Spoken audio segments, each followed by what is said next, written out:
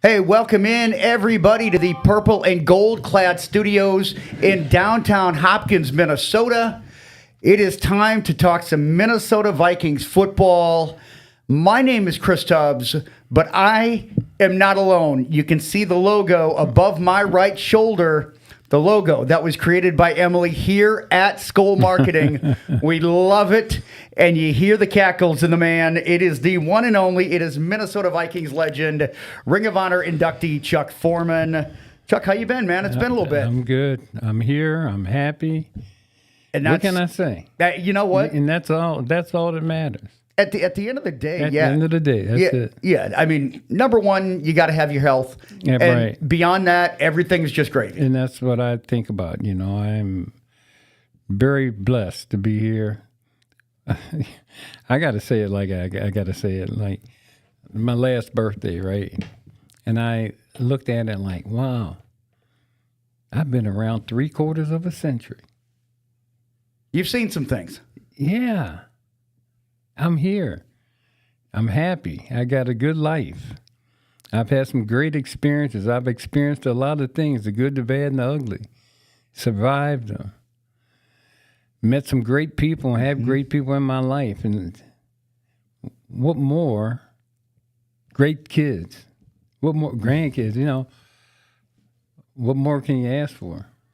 I love that attitude because right. at the end of the day, like when I came up with the idea and I kind of pitched it to you, I'm like, hey, let's talk about Vikings football, but let's get a peek behind the curtain of who Chuck Foreman, the person, is, because we know the football player. And by the way, I want to get into that here in a minute. Pro Football Hall of Fame again. Just making what I feel, in my opinion, is an egregious oversight. But there are so many stories that if we don't tell these stories and we don't get to know the people behind them, I feel like these stories and these memories are going to get lost if we don't put them out there. Right. That's true. And, hey, I'm enjoying being here. I'm enjoying life. I'm enjoying meeting all the really great people that I meet on a daily, weekly, monthly, yearly basis. It's like, when you sit down, you break it down, and you break life down, the bottom line is, are you happy with who you are? Mm-hmm. Are you happy with, the things that are important to you? And I'm very blessed. Like I said, I've been around a while now, and there's certain things that I value, and family and things like that's important.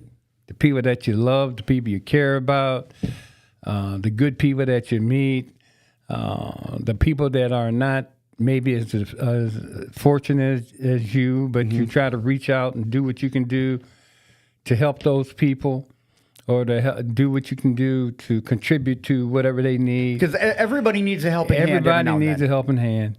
Here and there, even people with billions of dollars, they not perfect. They got issues too. Absolutely. They got the issues too, maybe bigger ones. But the bottom line is, when you look in the mirror every morning or at night before you go to bed, are you happy with what you see?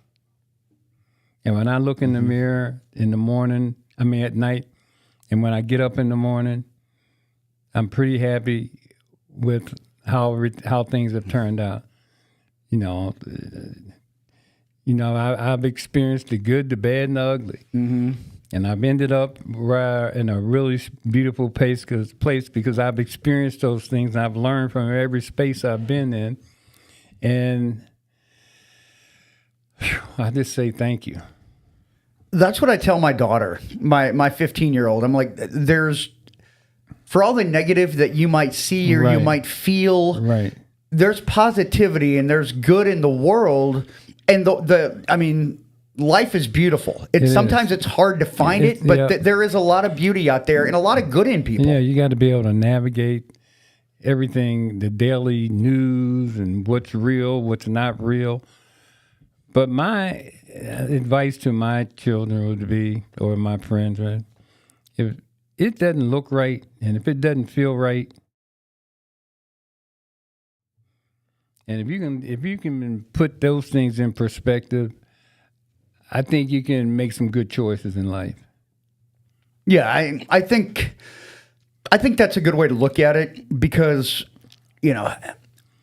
I look at myself and I'm like, okay, on a scale of 1 to 10, right, how happy am I? In terms of just, having a roof over my head, having my health, having a good family, having a good job, just having opportunities to sit and talk to somebody like you. And I look and I'm like, my life, yeah, we all go through stresses, but I'm pretty blessed. I'm in that respect, and some aren't as blessed, and we need to just remember that at the end of the day, we're all just people trying to coexist and just navigate this world. It certainly is, and control what you can control, what you can't control, you can't. Yeah, and just the things that you can handle, you handle it the best of your ability. That's all you can do. Yeah. Well, one thing that it came out today, we're going to talk about. I wanted to talk about the 2025 Minnesota Vikings because, right now, right now there's a lot of consternation with Vikings fans about, okay, did we pick the right quarterback?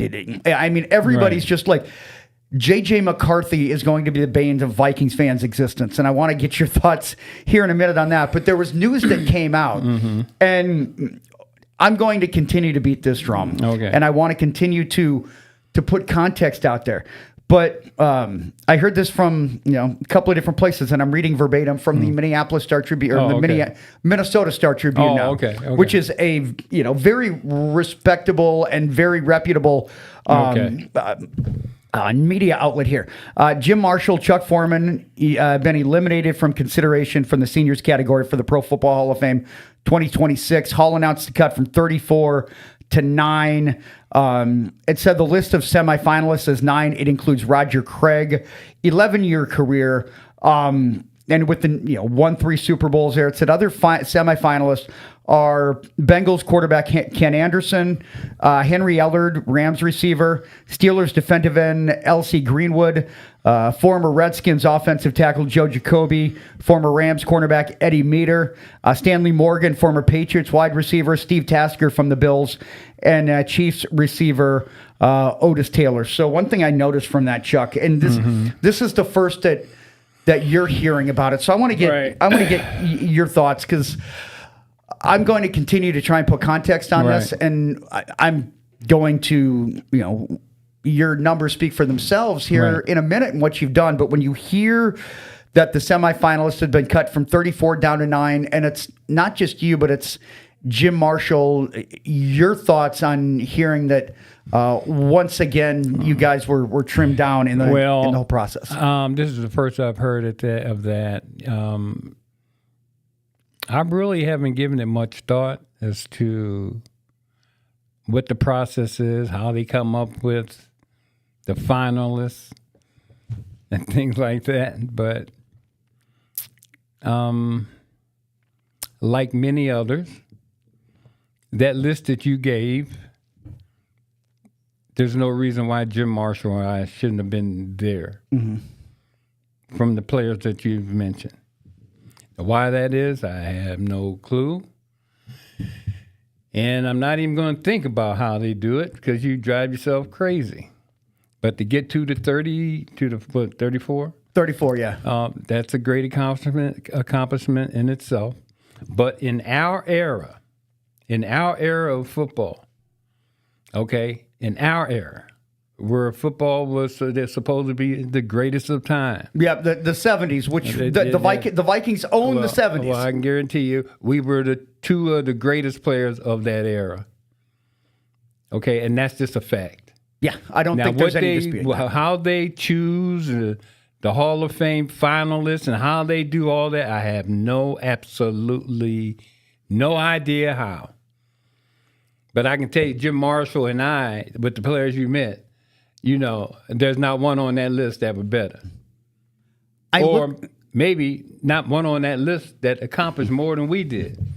Yeah, because I saw you mention Roger Craig, and Roger's a great player.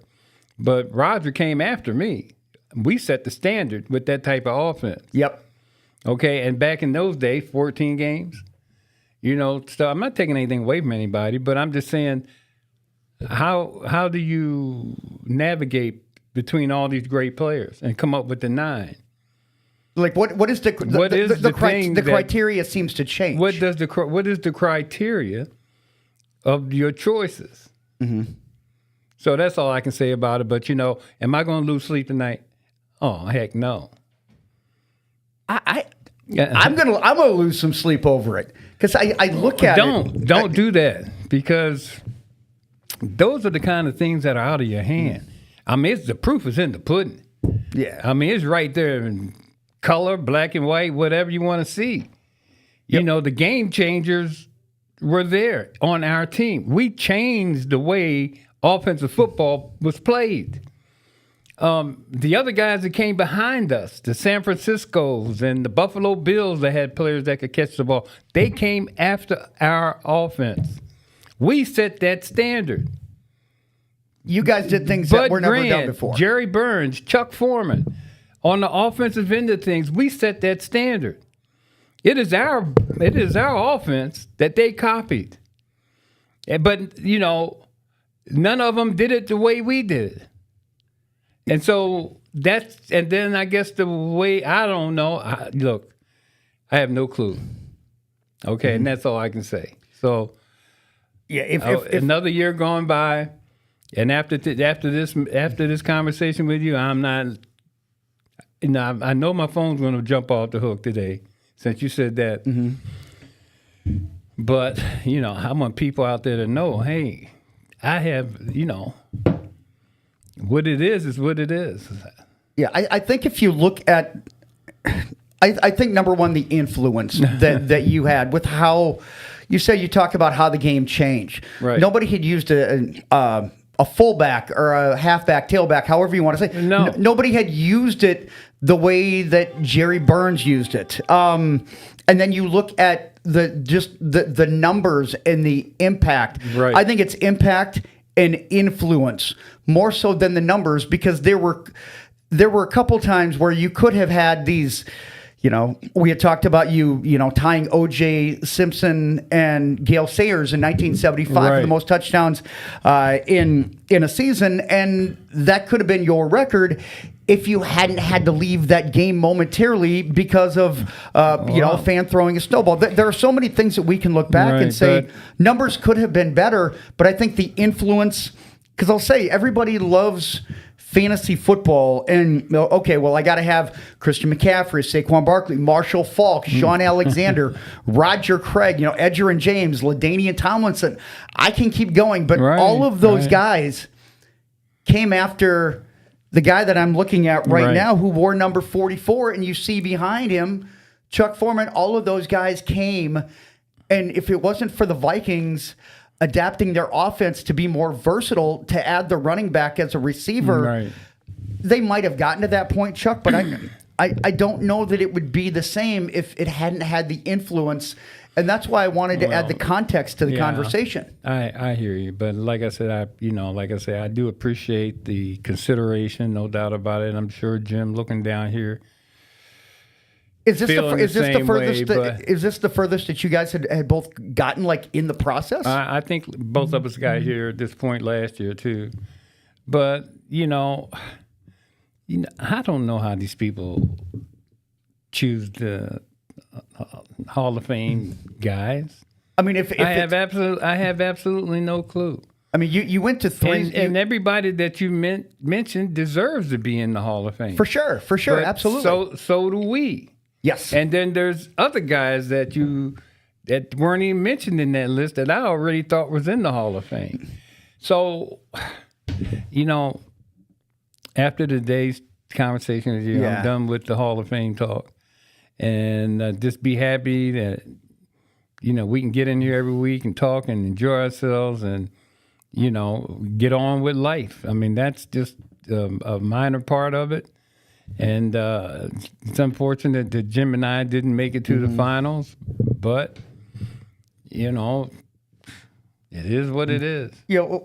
I was thinking about Jim, and one of the things that he did was, the consecutive starts that he had and, passed by Brett Favre, which was, I think he actually did that in a Vikings uniform. But I'm thinking, number one, Jim Marshall did it in an era where you played 14 games, and he did it as a defensive line, like down in the trenches. Defensive lineman. That's hard to do, to play all those games in a row as a defensive player. Right. In any era. But, like I said, Chris, I appreciate it, you bringing it up. And it's another year gone. But, I'm going to go on and enjoy my I've got a life to live. Yeah. And the Hall of Fame certainly,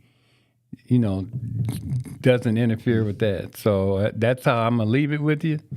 And I'm done with it. And so let's move on to another subject. All right. That's a great attitude to have. But we'll influence, number everything. Chuck Foreman, he checks all the boxes. So we'll continue to hammer that home. The 2025 Vikings. We're gonna mix and match here. A lot of hand wringing through 10 games. Right. With you could call him a rookie, second-year quarterback. He is a rookie. He's essentially a rookie in JJ McCarthy. Right.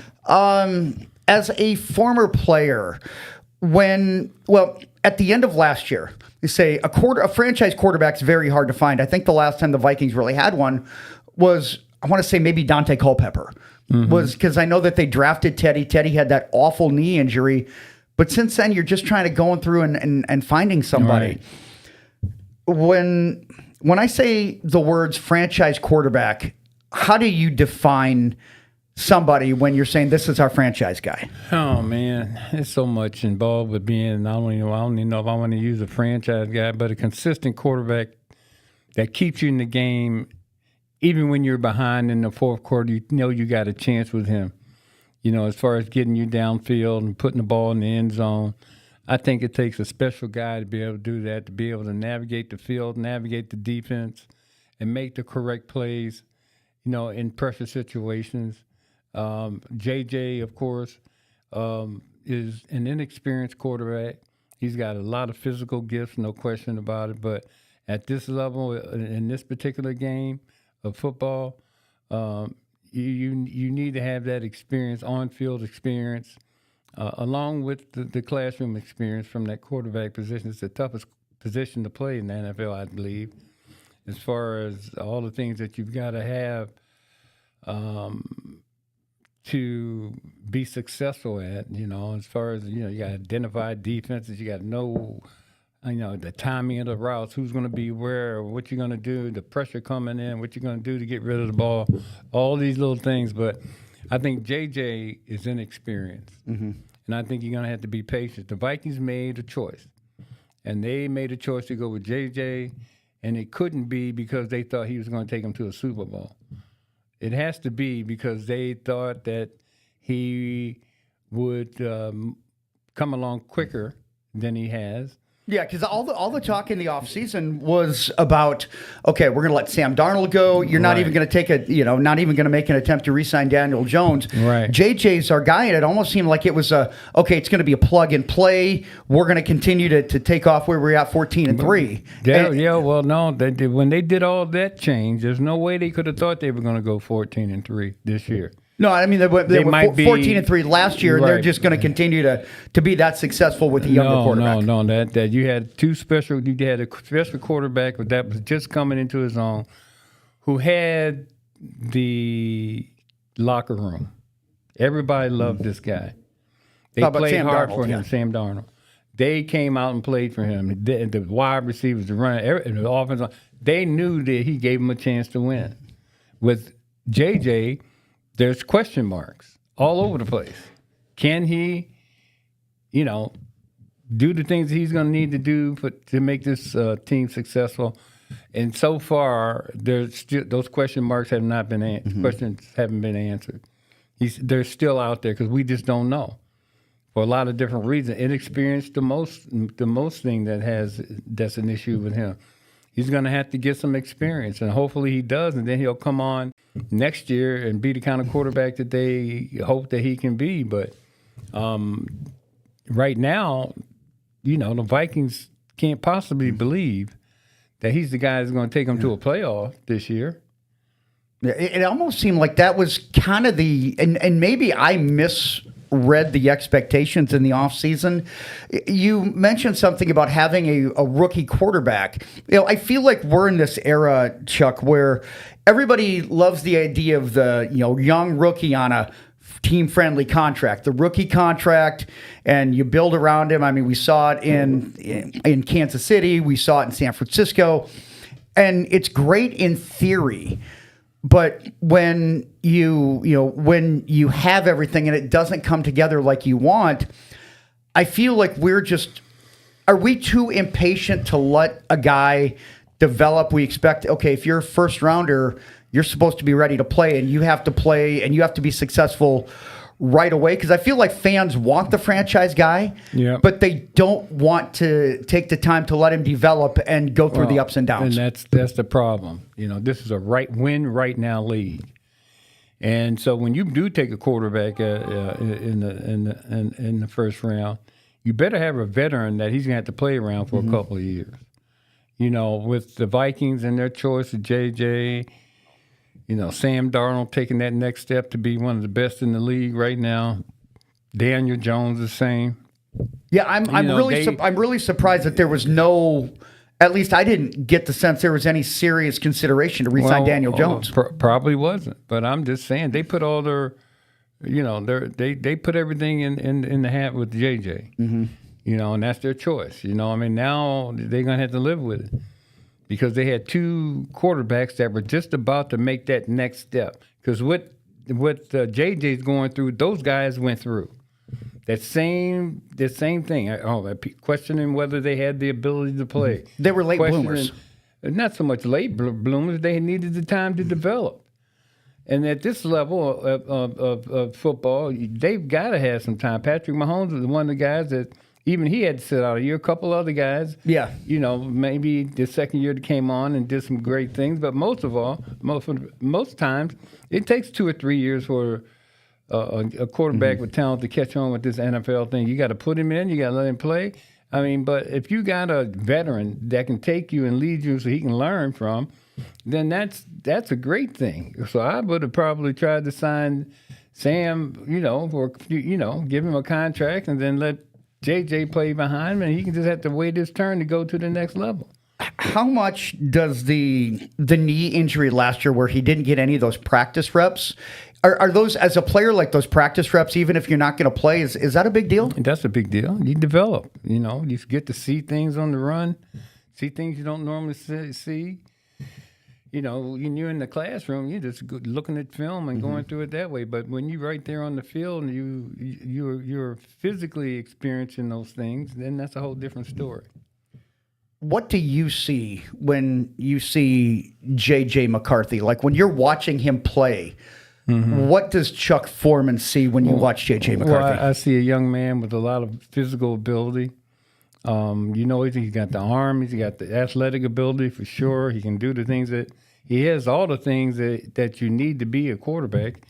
He just needs, the time on the field. And I don't know what he does in the off season. I don't know, but he's going to have to do a lot of things in the off season to get himself ready for the season. And he's got a good quarterback, got a good coach here that can help him along, but still. On-field experience is what makes you better.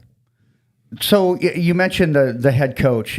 Kevin O'Connell has this reputation as being the quarterback whisperer. I mean, Kirk Cousins, he worked with Kirk Cousins in Washington, and then, of course, turning with Sam Darnold, and even Daniel Jones didn't take a snap, but he credited KOC for helping him prepare and really get a little bit more detailed. And now he's, one of the leading candidates, along with maybe Matt Stafford and Drake May, for NFL MVP. KOC, how much pressure is he under right now to develop JJ McCarthy? Because I feel like, the whole Vikings franchise was built to this moment, to having your franchise guy and being like, this is the guy that we are going to pin our hopes on. Well, this is a part of the game. I mean, like I said 10 times already, he needs the experience. Kevin O'Connell, he's definitely a heck of a quarterback coach, and the only thing he might have to do is regroup about what JJ does best and how he does it better, and then adjust his offense to the things that he does, well. Yeah. And so I'm sure as they watch the film from each game, they're going to try to put something in that's going to make so that he can be comfortable playing. But, he might hold the ball a little too long, or he doesn't get it off quick enough, or his reads aren't as crisp as they should be. There's a lot of things that could be going on, but as far as the physical aspect of it, he's got all those tools. Yeah. And there's nothing that takes the place of experience. But the thing about the NFL is a win right now league. You don't have a time to develop. You got to have a guy that's in there that the guy can learn from. Instead of just bringing a rookie in and throwing him in. You see the kid from Denver. He was in there last year, all the year as a rookie. Oh, Bo Nix, yeah. Bo Nix, and he's getting better. But, he struggles here and there, too, in the second year. But, they're, 7-4 or something, 7-2, whatever they are. But he's having a good year. So, like I say, it's kind of a funny position. Not a funny position, but it's a difficult position to learn. And, he's going to have to learn how to navigate what his strongest points are and what the strong parts of his offense is. He won, they say, won a lot in high school, won a national championship with Michigan, and now finally, going through it a little bit. If you were a teammate with a quarterback that's struggling like that, and a young guy, I think we got to remember that he's only 22 years old. I think people are ready to throw the baby out with the bathwater. It's like, well, 5 starts. He's 22 years old. Like, if you had a teammate that was struggling through something like that and just trying to figure it out on the fly, like, what would your message to him be? Just to be a little patient, And well, that's just it, though. And we're just not in an area where you are patient, and that's the problem is that we don't have the patience for everything, and when we get down to it. Like you said, the NFL is a win-now league. Right. But it's hard to balance the winning with the developing. And just kind of take me, again, through just what you would say to JJ or a teammate, being a veteran guy, like trying to make sure that they keep their head up, but know that there's accountability here. Oh, just stay focused on what you got to do and, and let them know that it'll come. It's just going to take a little time, and just make sure you know your assignments and do the things you can do. And look, trust me, one day it'll just happen. The game will slow down so slow that he'll be able to just look like everything's in slow motion, and he'll be able to make all the right decisions. Why is that? Because of that experience, and he's comfortable with the offense, and things just come to him quicker because he's put the time in. He recognizes things quicker. All that stuff as a quarterback that's going to have to do, even as a running back. I remember Fran giving me some advice one time because, I was fairly new as running the ball, fairly new, but, but there's one thing playing running back in college and then going to the pros. Sure. The game is faster. And so when you see like your hole, when it opens, you better be on the good foot. And that means you need to be going to it, getting there quick. You can't sit there and, I see a lot of guys stutter step and waiting to see where they can run. Well, your momentum's going in, so your effectiveness is not going to be the same. So all those little things that you got to learn. When he told me that, and I remember one game I came in there and I said, okay, I'm going to try what he says. So I saw the space open and I just started sprinting through the hole. Boom. And it was different. I'm like, oh. I can do this. This guy's can't. And once I turn up in there, my momentum's going. I'm getting more yardage. And it didn't take long. I was in my rookie year. You're going to say that's got to build your confidence too. And he just said, hey, when you see that hole, just turn it up in there. And I did. And I'm like, oh, okay. That little thing helped my game. Yeah. And so little things that'll happen with McCarthy too. It's going to slow down. He's going to be able to start picking up things quicker, faster, making good sound decisions. But, we can't expect him to do that in 5 games. That's not possible. Yeah. I've said I want to see him at the end of the 2025 season. Let's just see what we're looking at. And that way you go into the offseason, you're like, okay, we've got a franchise guy. I've said, people are asking for, the backup quarterback seems to always be the most popular guy on any team. I'm like, benching JJ McCarthy does no good at this point. Well, the bottom line is you got to have a great backup too in this league anyway, because, it's the injuries come and they go. And you got to have somebody that can come in there and keep the team on going in the right direction. But as far as JJ goes, hey, we got to be patient, give him time. He's smart, he's physically gifted. All he's got to do is have the people around him continue to stay healthy. His offensive line. Make the plays he needs to make, and to make sure his wide receivers are happy. Because if they get frustrated, then there might be some trouble. Yeah, I mean, Justin Jefferson has been uncharacteristically frustrated, and I can understand, based on what I'm watching as a novice. Like, I'm not going to sit here and say I know all the nuances because I don't. Like, I'm a fan, like a lot of people. Right. But when you see a wide receiver get frustrated, and we hear the stories, about, sometimes acting up, they're quote unquote divas. Right. Justin Jefferson doesn't strike me as somebody that is going to go out of his way to try and make a point with his actions. So I feel like anything that he says is usually pretty measured and is usually said with some sort of intent. Well, like I say, I don't know JJ, but I do know this. He re-signed with the Vikings knowing that this young man was coming in. He must have liked what he saw in practices. Otherwise, he wouldn't have re-signed with the Vikings. He'd have played his contract out. So, and then, I think they got a great set of receivers, tight end. Now, everybody's got to stay healthy and be patient with this young man. And who knows, we got how many games left? 7? 7, yes. And let's see where it goes. And plus, the offensive line is finally healthy. Outside of the center, Ryan Kelly. Right. They finally got their offensive line. You saw it in Chicago, and like, nobody touched him. Well, nobody got to the quarterback. And I think that's the first time in 7 years. We got to hope that they stay healthy. And if they stay healthy, that's a major move, major asset. And if they do that, that alone will help JJ because it'll give him a little more time to observe, make a good decision.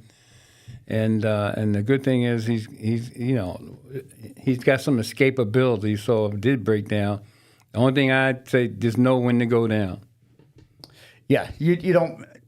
They say you don't want your quarterback taking extra hits. Right. Is that just him just going out of bounds when you need to, or like you said, just sliding, going down, and preserving yourself and not trying to get the couple of extra yards? I don't think it's worth it. I think when you got a quarterback, especially one that can make plays, you come back the next play and try it again.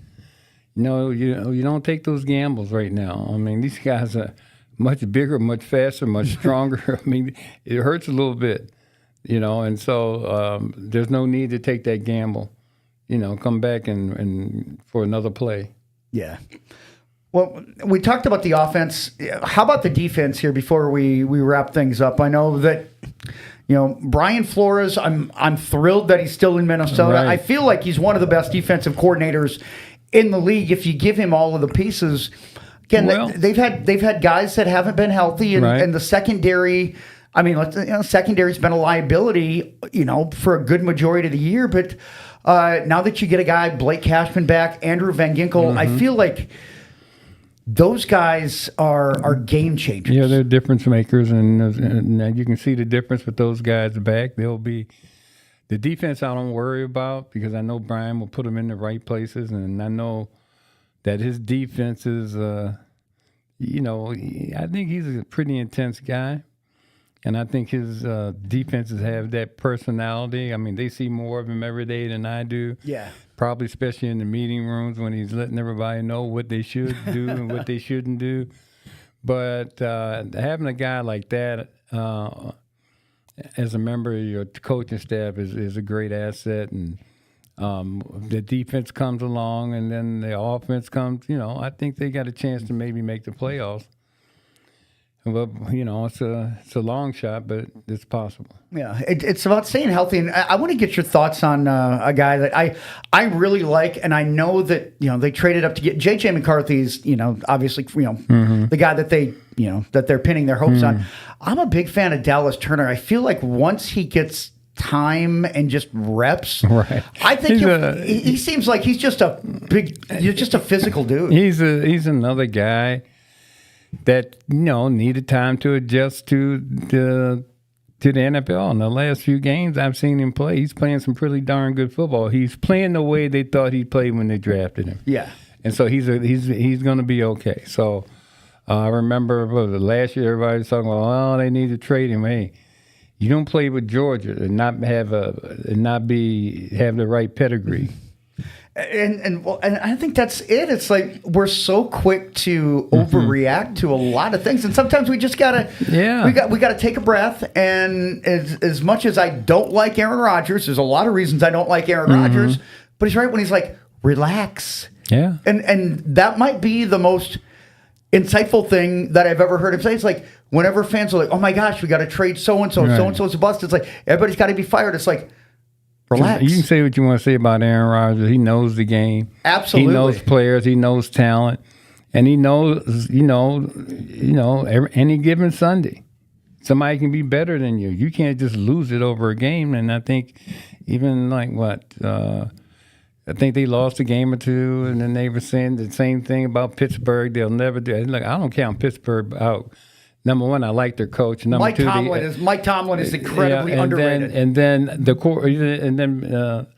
Aaron Rodgers is with them, and hey, the guy's a winner. That's all I can say. Yeah, and I think there's a reason why he's going to be a first ballot Hall of Famer. Yeah. And Green Bay's had 3 franchise quarterbacks, including Jordan Love, and hey, we just want one, and I think we got him. We just got to give it time. I think you're right. So, hey, Chuck, I appreciate talking about the 2025 Vikings and getting your thoughts on the news that came out today. We're going to take next week off, and then the week after, we're going to talk about the 1975 Vikings, because you said that might be the best team that you ever played on, and I want to talk about how that season kind of unfolded, and then also, of course, we can't talk about it without talking about the push-off, which, that was come on. Narite got pushed. He got pushed. That's when we should have had instant replay. Yeah, and we'll get to that as well next week. Want to thank Chuck for his time, and for you guys, thank you guys for watching and listening. You can catch us on YouTube, Spotify, Amazon, iHeart, iTunes, wherever you get your podcast in any sort of form. Just rate, review, subscribe to Sports Legends USA YouTube channel. We're growing it here. They've got Starstruck. They've got the Jim Bob Sports Jamboree. A lot of great stuff that we've got here, as well as the Spin Doctors in. And again, just let us know. And have a great Thanksgiving. And until next week, Skol, everybody. All right. This is it. Curtis. Here we go. The 11th Super Bowl is underway. Garrett on the 11, up to the 20. When I came to the realization that game was going to end in a loss, tears in my eyes. I was broken. I think I see tears coming down the guy's eyes. He's an emotional player. You hate to see anybody, there he is. That's a job. That's the toughest job Oakland's had today. I was walking off the field. I was just really upset about that. I was depressed, to be quite honest with you, for a while. I never thought that would happen, and I just wasn't right, But, in time, it all comes together, and you just got to move on.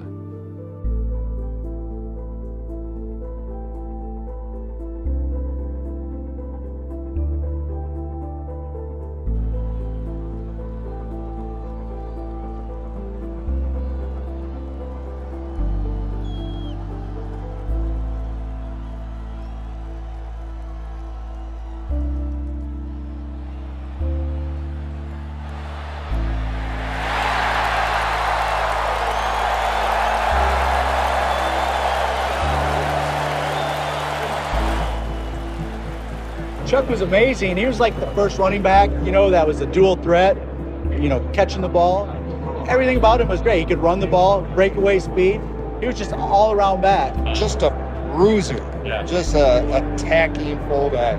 When I tell people, I met Chuck Foreman, no matter what age, they know who it is. And it's just a respect thing right away. Oh, wow, Chuck Foreman. Yeah. Didn't realize how good he was till he was gone.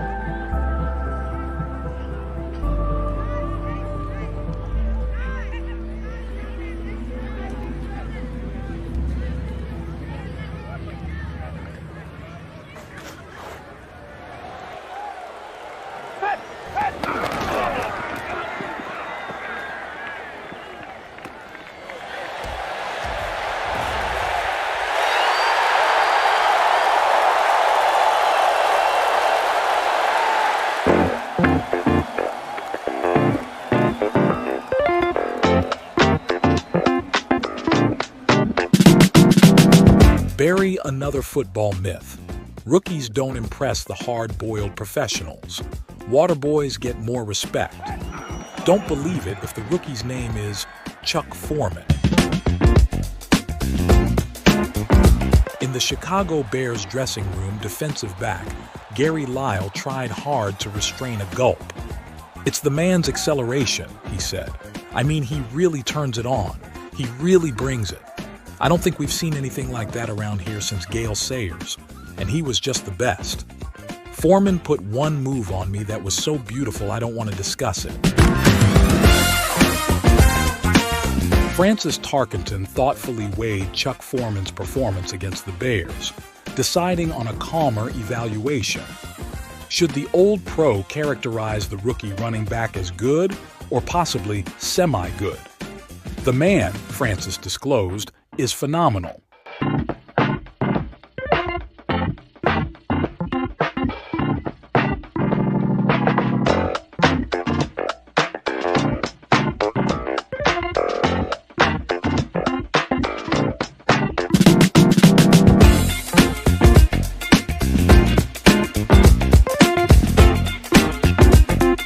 We've got the offense to go with the defense now, Page said after one of Minnesota's 12 regular season victories.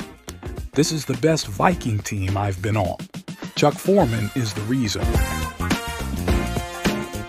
Yes, Fran was the general out on the field, but the game was different then. The passing rules hadn't opened up. You needed something more. You needed the straw that stirred the drink, and that was Chuck Foreman. Here comes the guy with the double quads on. And the fact that he had this incredible speed, but then he could shake guys back then in the proverbial phone booth, right? Like everybody was chasing this big number 44 down the field. He was a true unicorn for that era.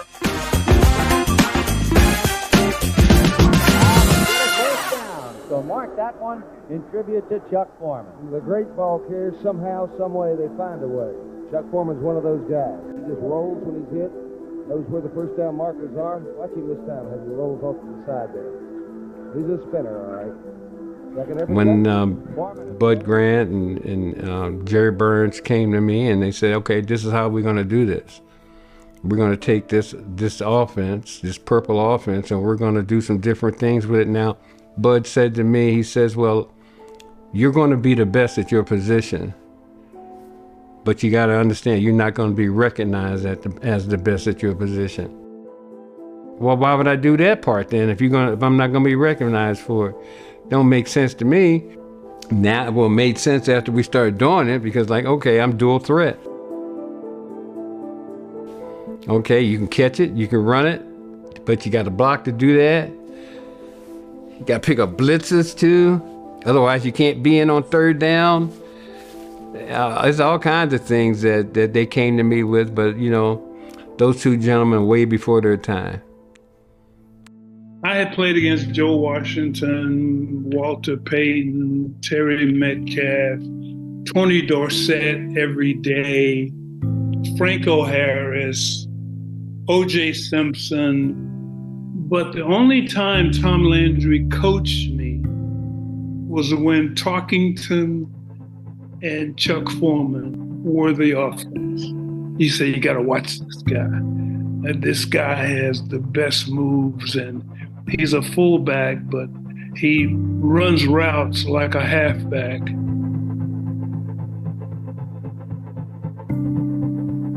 I think one time I tripped him because he made a move on me that was so brutal. I stuck my leg out and tripped him because I was done. You know, and then Landry said, when he saw me go down, he said, "I told you, you got to watch him." One of Chuck's standout qualities was his ability to make game-changing plays. Whether it was a crucial third down conversion or a touchdown run, he had a knack for stepping up when it mattered most.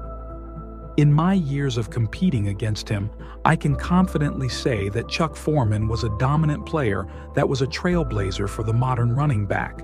His impact on the game, his team, and the fans will be remembered for generations. Ed Too Tall Jones, defensive end, Dallas Cowboys.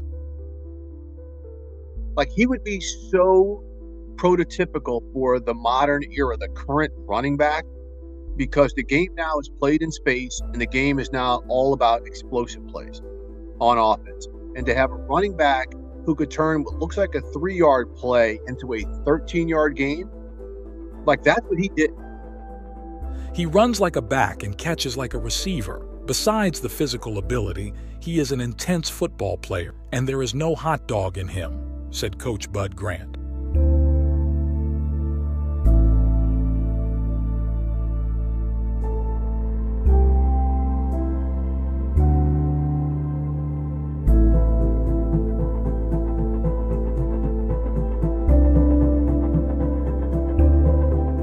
I think he's been an underrated and underappreciated aspect of that team that made it to 3 Super Bowls. And it's hard to say this with any degree of confidence because we don't know and we won't know, but I have a hard time imagining the Vikings making it to a Super Bowl without someone of his skill set in those years that he was in his prime, and the Vikings coincidentally were among the best teams in all of football.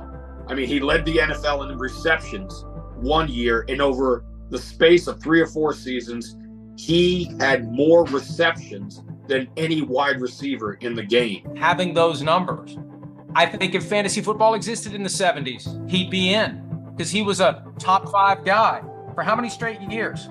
4 straight years? Top 5 guy if the scoring rules that apply to fantasy football that everyone follows today had existed back then. He would have been a bigger star. He would have been the guy that you want to get every year. So I think when you look at some of the contemporaries, I think it's only fair to give Chuck Foreman consideration. Well, check this out. It's been a long time since I was on the football field, right? And all the people that really recognize, you know, the name and what I used to do and all that, and even the young people, it's like nonstop. And it's a good thing because I'm meeting so many great people.